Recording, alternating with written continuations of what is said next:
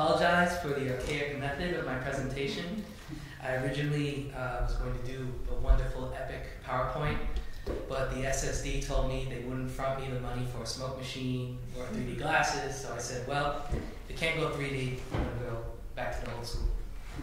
So my research, I'm a historian, and my research focuses on the origins of the illicit narcotics market.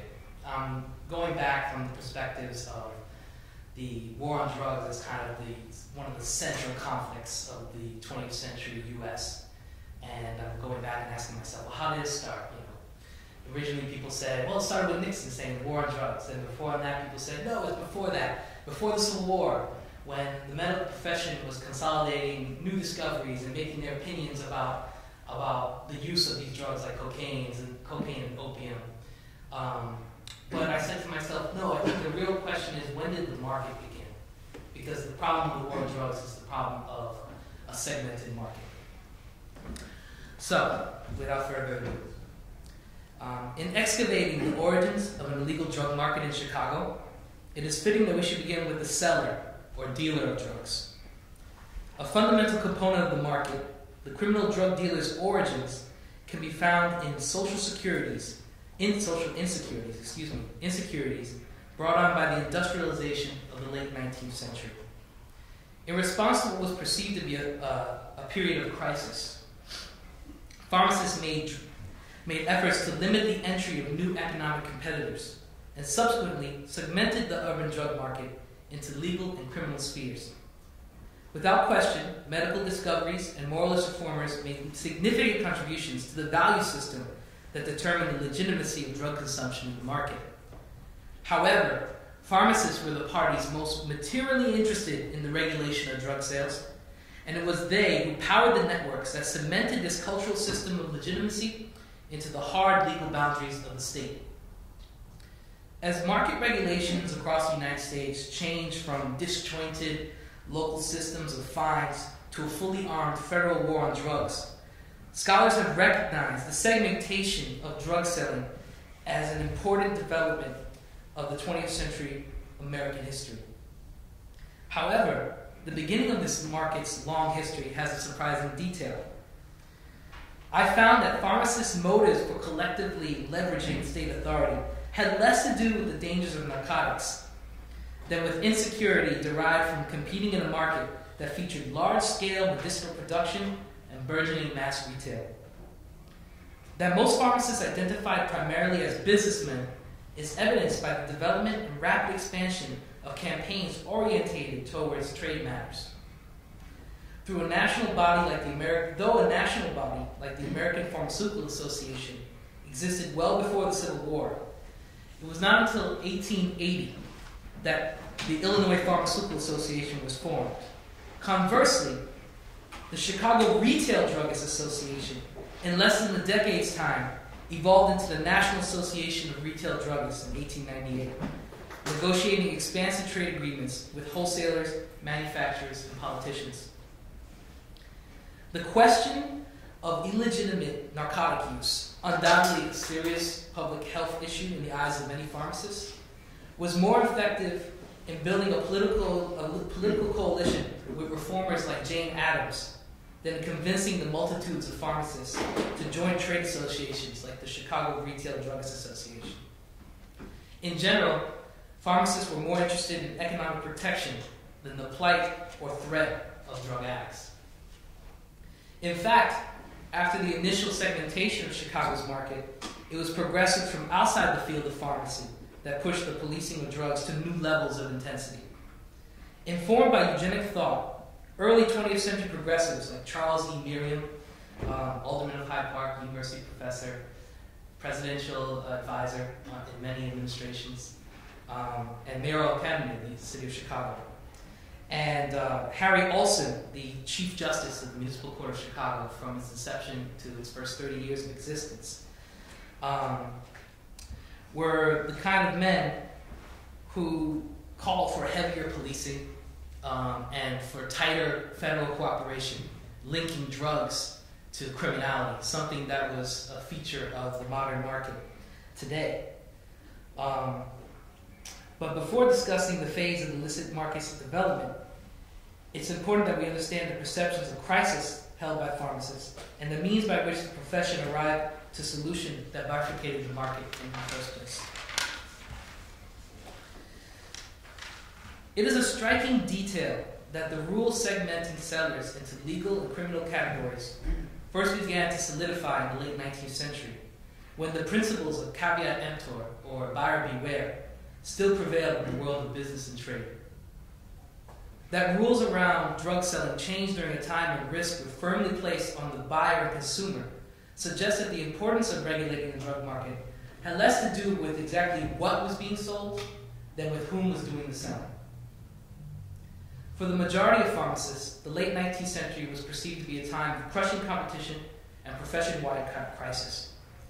Packaged drugs and therapeutic goods produced through the distillers, percolators, mixers, and sorters, etc. of factory machinery typically produce cheaper goods of a higher quality and more uniform dosage than the handmade preparations of the pharmacist. Even products that failed to hold serious medicinal value through brand establishment alone doubled the demand of pharmacists to stock their shelves with products they did not produce. Those familiar with the historiography of labor in 19th century America would be right to suspect that the imposed irrelevance of once prerequisite pharmacy skill was part of a broader, longer change. Pharmacists, like other craftsmen and professionals of the period, were beginning the slow transition from being a professional group dominated by the self-employed to becoming the appendages of larger business enterprises. However, they did not fear becoming reduced to the position of the common, literally unskilled worker.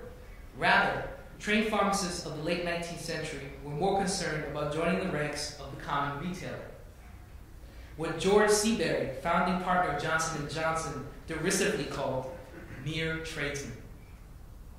While Seabury exercised diminutive language in his denouncement, the mere tradesman he referred to was no small, ineffectual individual, but what he saw as the socially irresponsible and capital-intensive enterprises of chain and department stores.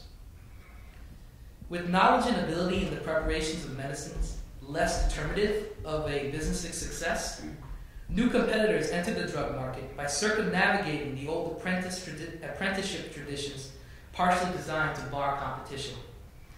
Among the barbers, grocers, and outright charlatans selling packaged drugs, pharmacists saw the largest threat in the institutions that heralded the arrival of mass retail in the United States. Chain stores and department stores were seen by many to have usurped the prerogatives of dispensing drugs. This was especially the case in the drug markets of American urban centers like Chicago, where competitors shared a close physical proximity and a near uniformity in stock. In those market conditions, consumer choice was sensitive to the advertised price of popular brands and products, and few could compete with the prices of department or chain stores. Manufacturers were producing more cheaply, and mass retail enterprises had capital to buy inventory at a scale that allowed for profit at prices the independent pharmacists considered simply ruinous. Reviewing the trade literature of the period, it was clear that the majority of pharmacists agreed that cut-rate pharmacies were a serious threat to the profession, but there was also disagreement over the solutions to the problem. This disagreement was very telling about the different histories of those who entered the pharmacy business and revealed a fundamental division in how pharmacists understood the profession, and this would have serious implications on the formation of the market as we know it today. On one side was a purist culture dedicated to professionalism and science that understood the pharmacist as akin to the medical doctor, a guardian of the public health. Typically, these were persons of formal education with advanced degrees from established pharmacy schools, frequently from Europe, particularly Germany. On the other side of this division was an equally old culture that understood the pharmacist as a flexible retailer, businessmen that typically lacked any formal school training. They learned their trade through trial and error or apprenticeships in lax rural markets, focusing on making sales and moving merchandise to meet local needs and taste.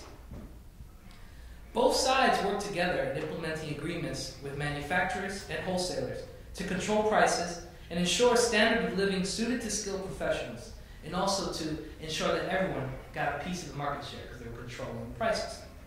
However, The various plans in the 1880s and 1890s featured complicated rebate systems, lists of approved distributors to buy from, and promises to manufacturers that products would not be adulterated or counterfeited. And yet, consistently, these efforts failed because of breaches from manufacturers, wholesalers, and retailers alike. Eventually, these plans were unable to escape challenges in court through American antitrust laws. Most notably, the death knell of these kind of tripartite agreements was the 1911 Supreme Court case of Dr. Miles Medical Company versus John D. Parkinson's. While strategies to control prices and guarantee market share for all pharmacists failed, the efforts to limit the number of pharmacists through education and accreditation requirements gained traction. In this effort, pharmacy's professionally trained and formally educated caucus had serious leverage over the outcomes.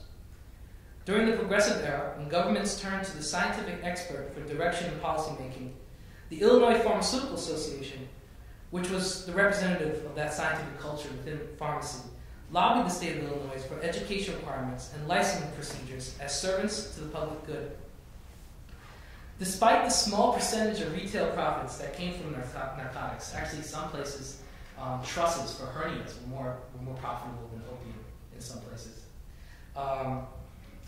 The handling of dangerous drugs was the characterizing skill of pharmacy, and thus the cornerstone of their legitimacy in the eyes of the state, them being the pharmacists. Acknowledged as servants of the public good, these professionals were empowered with the authority to order the market. In 1881, Illinois passed a pharmacy law that mandated education requirements, license exams, and created a state pharmacy board to oversee these regulations.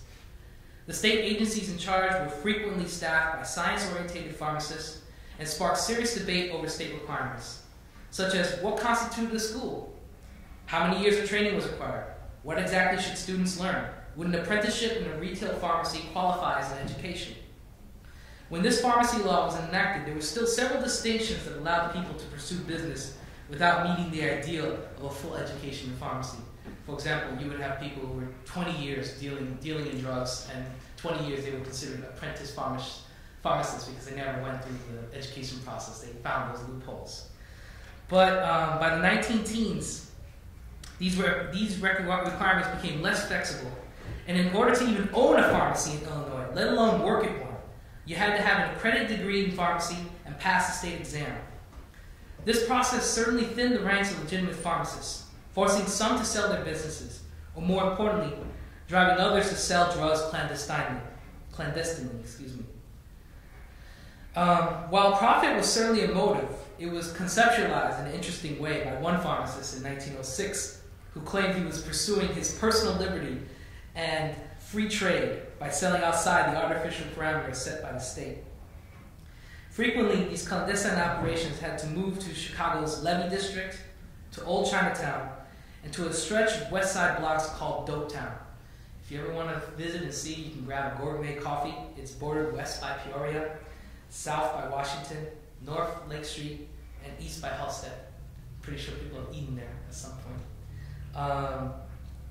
Moving this segment of the market to the negatively racialized spaces of the city only furthered the suspicion of drugs as a fuel for crime and as a contagious disease that needed to be eradicated or at the very least contained.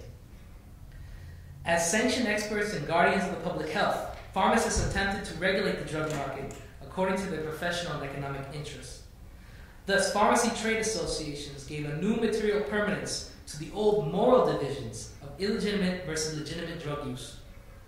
By influencing state law to determine who could or could not sell drugs, an illicit market segment was created that made the old neutral term of drug dealer synonymous with urban criminality for over a century.